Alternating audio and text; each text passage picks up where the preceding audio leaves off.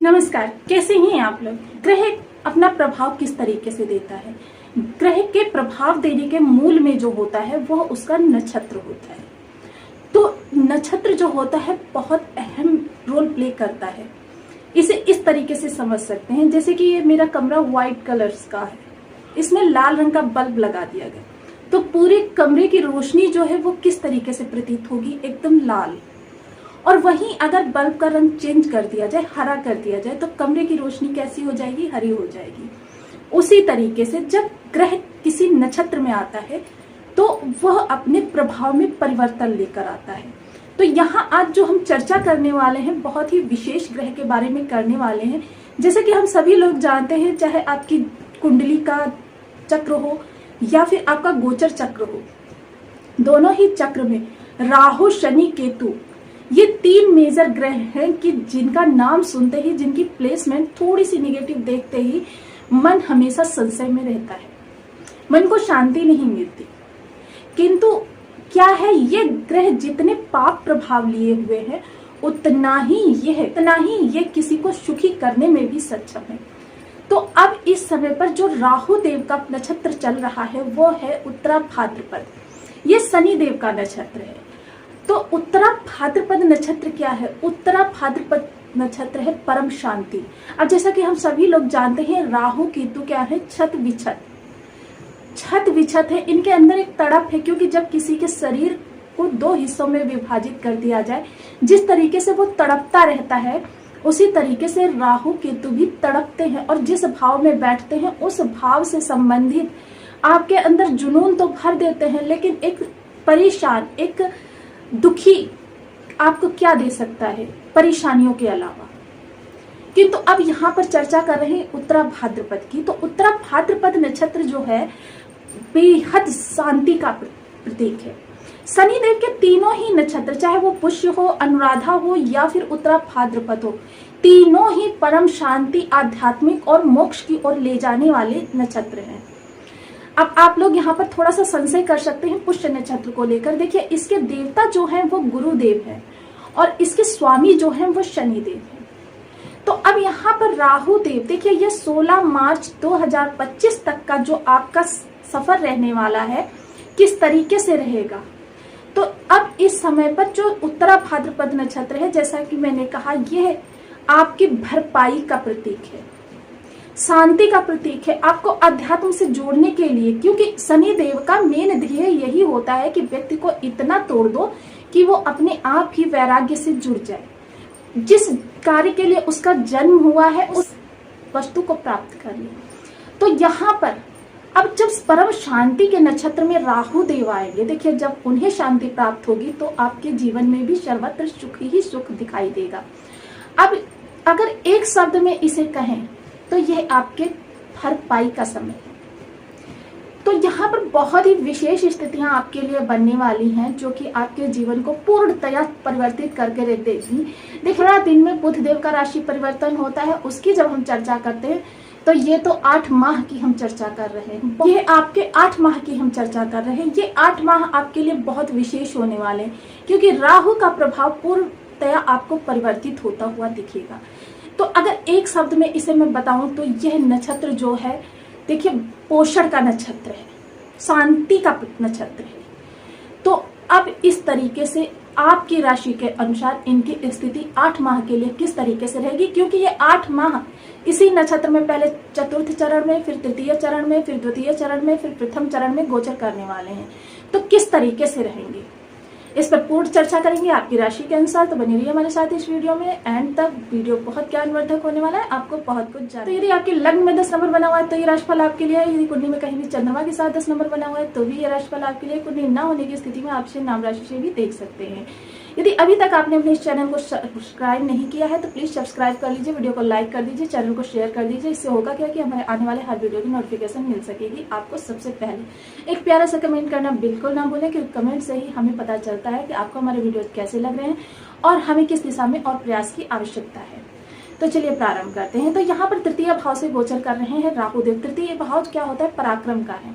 देखिए, आपको किस दिशा में प्रयास करना चाहिए यह आपको पता ही नहीं चल पाता है।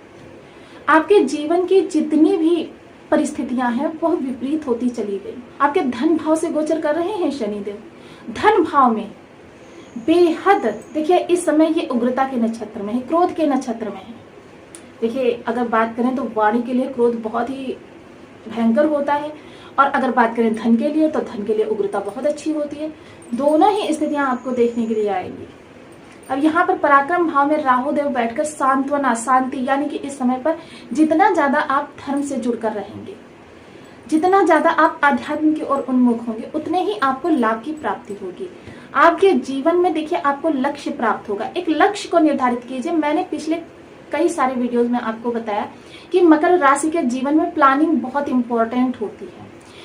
उनको आगने वाले 5 वर्षों की प्लानिंग करके ही चलना चाहिए। यह इनके लिए एक तरीके का उपाय होता है कि अगले 5 वर्षों में उन्हें किस समय पर क्या करना है, क्या अपने कार्य में चेंजेस लाने हैं, क्या अपने कार्य में परिवर्तित करना है, इसकी प्लानिंग करके ही चलना चाहिए और उसको पूरे अनुशासन के साथ पालित भी करना चाहिए, क्योंकि आपके अष्टम के स्वामी होते हैं सूर्यदेव, अनुशासन के स्वामी होते हैं।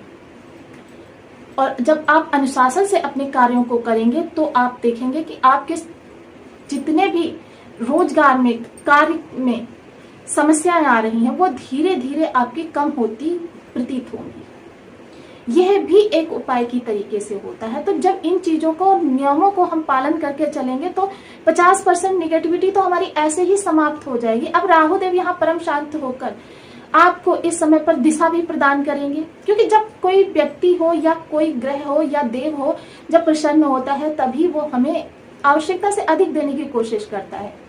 ये वो समय होगा जब आप अपने लक्ष्यों को प्राप्त करने की ओर अग्रसर होते हुए दिखाई देंगे। वहीं इनके पास 3 दृष्टियां हैं। पंचम दृष्टि से ये आपके व्यापार भाव को देखेंगे, दाम्पत्य भाव को देखेंगे, दाम्पत्य जीवन की सारी नकारात्मकता दूर करेंगे।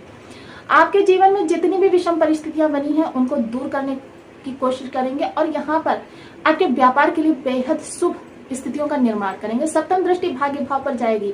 अब यहाँ पर यह बिल्कुल भी आपको इग्नोर नहीं करना है कि यहाँ पर केतु देव का शासन है। केतु देव यहाँ पर बैठकर देखिए, वैसे केतु देव भी आपको निगेटिव प्रभाव ही देते हैं, लेकिन केतु देव को नगण्य माना जाता है लोगों के मन में। केतु देव, और जबकि सबसे ज्यादा नकारात्मकता जो लाते हैं वो केतु देव ही लाते हैं। मोक्ष के कारक तो जरूर हैं, किंतु मोक्ष पर लेकर तभी जाएंगे जब व्यक्ति को संसारी दुनिया से हटा देंगे, संसार से मोह भंग होगा। तो केतु देव यहाँ पर बैठे हुए हैं, किंतु केतु का गुरु के साथ नवम पंचम का संबंध बना हुआ है। तो गुरु के साथ नवम पंचम संबंध बनने के कारण यहाँ से केतु की भी 50% निगेटिविटी समाप्त हो चुकी है। तो ये निगेटिविटी जो समाप्त हो गई है यह आपके लिए बहुत शुभकारी है। भाग्य का आपको साथ मिलेगा। पिता के कार्य कारोबार में इस समय पर उन्नति दिखाई देगी, पिता का साथ भी मिलेगा। अब यहाँ से देखिए, पिता के स्वास्थ्य में यदि कोई पहले से समस्या आ रही थी वो समस्या दूर होती हुई दिखाई देगी। नवम दृष्टि सीधे लाभ भाव पर जाएगी, तो लाभ भाव के लिए इस समय बहुत ही सुख पूर्वक योग बने हुए हैं। पंचम में गुरु मंगल की भी दृष्टि जा रही है और वहीं आपके राहु शनि की भी दृष्टि जा रही है। तो यहाँ पर विशेष आपके लिए स्थितियों का निर्माण हुआ है। तो यह आपके लिए देखिए कुंडली में एक बार जरूर देख लीजिए, क्योंकि यदि इस समय पर आपकी इच्छाओं की पूर्ति नहीं हो रही है तो क्यों नहीं हो रही है, क्योंकि यदि कुंडली में हमारे ग्रह विषम परिस्थितियों में बैठे हैं तो हमें जो हमारा ऑरा है तो वह विषम परिस्थितियों में ही कन्वर्ट करके देगा। तो यहाँ पर इच्छा की पूर्ति होगी, सोशल सपोर्ट आपको मिलता हुआ दिखाई देगा, बड़े भाई बहनों से सहयोग मिलेगा, समर्थन मिलेगा। तो अब यहाँ पर हमें राहु केतु के कुछ विशेष उपाय भी कर लेने चाहिए। देखिए ज्योतिष के मर्मज्ञों ने हमें हर ग्रह की विशेष ऊर्जा प्राप्त करने के लिए देखिए जो हम उपाय करते हैं वह हमारे ऑरा में जो ऊर्जा व्याप्त है उन ऊर्जाओं को हम अपने प्रभाव के अनुरूप बनाने के लिए, देखिए किसी प्रभाव को हम अपनी कुंडली में निर्मित नहीं कर सकते, यह ज्योतिष स्पष्ट रूप से कहता है। लेकिन किसी को शुभ या अशुभ, देखिए शुभ प्रभावों में वृद्धि और अशुभ प्रभावों में कमी कर सकते हैं। कारण क्या होता है? कारण ये होता है कि यदि शनि की ऊर्जा हमारे ऑरा मंडल में निगेटिव रूप से व्याप्त है तो उस ऊर्जा को हम शुभ रूप से अपने लिए परिवर्तित कर सकते हैं। सबसे पहले ओम सन शनिश्चराय नमः, ओम राम राहवे नमः, इन दोनों बीज मंत्रों का आप कम से कम 1-1 माला का जाप प्रतिदिन करें। देखिए जो भी उपाय करें लंबे समय तक करें तभी उनका प्रभाव आपको प्राप्त होगा। ये नहीं कि आपने महीने 2 महीने कर दिया और आपको प्रभाव प्राप्त होने लगा। ये उपाय जो होते हैं काफी लंबे समय तक जब किए जाते हैं तभी इनका व्यापक प्रभाव देखने में आता है। अपनी थाली में से नित्य प्रति एक टुकड़ा कौवे के लिए अवश्य निकालें। शनिवार को एक तिल का दीपक और एक घी का दीपक, दोनों में थोड़ी थोड़ी चीनी अवश्य डाल लें। चीनी या गुड़ जो भी मीठा आपके पास है उसे अवश्य डाल लें। पीपल वृक्ष पर देखिए, जो तिल के तेल का दीपक जलाएं वो सूर्यास्त के समय जलाएं, और जो घी का दीपक जलाएं वो 9 बजे के करीब जलाएं। 9 बजे का जो दीपक होता है घी का, वो राहु देव के निमित्त जलाया जाता है, और जो तिल के तेल का दीपक होता है वो शनिदेव के निमित्त जलाया जाता है। जरूर जलाएं। ऐसा करने से आपके शनि और राहु दोनों ही प्रबल होंगे। इसके लिए आपको क्या करना है, थोड़ा सा आपको अपनी वाणी, देखिए मैं मानती हूँ कि इस वक्त आपकी वाणी कठोर हो रही है, वाणी पर बहुत विशेष सावधानी की आवश्यकता है। अपनी वाणी से किसी को अपशब्द नहीं बोलना है, किसी के प्रति कोई आपको दुराचार की भावना नहीं रखनी है। जब हम ये कर्म अपने जीवन में ढालेंगे, और किसी मजदूर वर्ग का आपको हक नहीं मारना है, उनकी उपेक्षा नहीं करनी है, अवहेलना नहीं करनी है। इन नियमों का जब पालन करके चलेंगे तो हमारे जीवन में बहुत ही शुभ स्थितियों का निर्माण होगा। तो आपको वीडियो कैसी लगी मुझे कमेंट बॉक्स में जरूर बताएं। चैनल पर न्यू है तो प्लीज वीडियो को लाइक शेयर, चैनल को सब्सक्राइब करना बिल्कुल ना भूलें। मिलती हूँ नेक्स्ट वीडियो में, तब तक के लिए नमस्कार। अपना ध्यान रखें, स्वस्थ रहें, मस्त रहें।